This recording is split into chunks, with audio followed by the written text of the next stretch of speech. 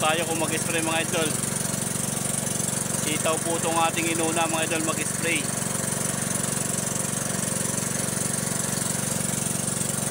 Ayan siya po. At meron po tayong tigabatak raw sa dulo.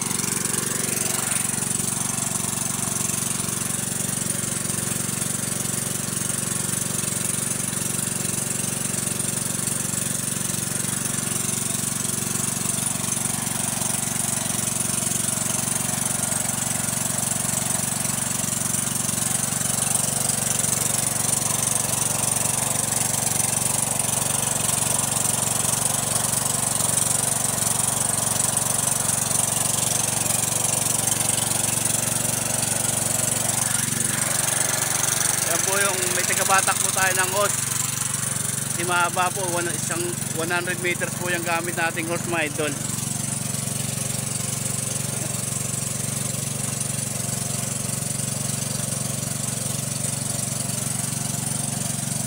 Ang gamit po nating gamot sitaw at talong, isang klase po mga idol. Yung ginagamit po nating pang spray sa talong, ganun rin po ang ginagamit natin pang spray sa sitaw.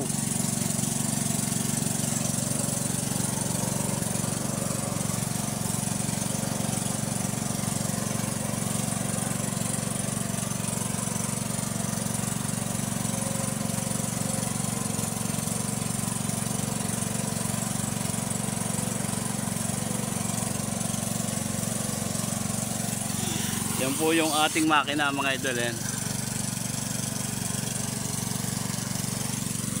Lahat po yan mga idol, nakikita nyo, i-spray po natin ngayong araw ng linggo.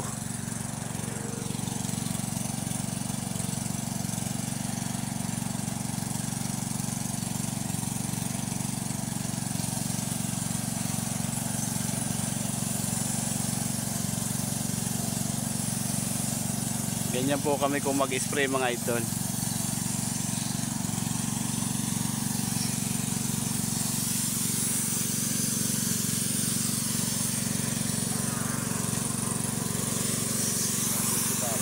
Nilagyan po natin ng bagting. Diretso naman po tayo mga idol sa talong. Ayan po. Kasi tapatan lang po yung ating talong at sitaw mga idol. Didiretsoin na po natin para hindi na tayo pabalik-balik.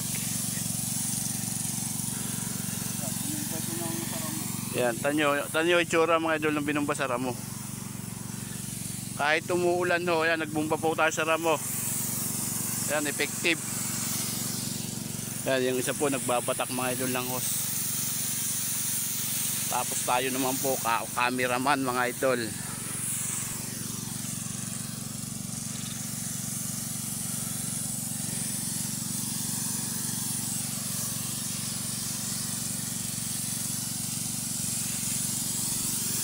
One side lang po gamit namin mga idol sa damo. Wag po kayo matakot i-spray, hindi po nakaka-epekto sa halaman. Saka ho one side, saka ho clear out mga idol.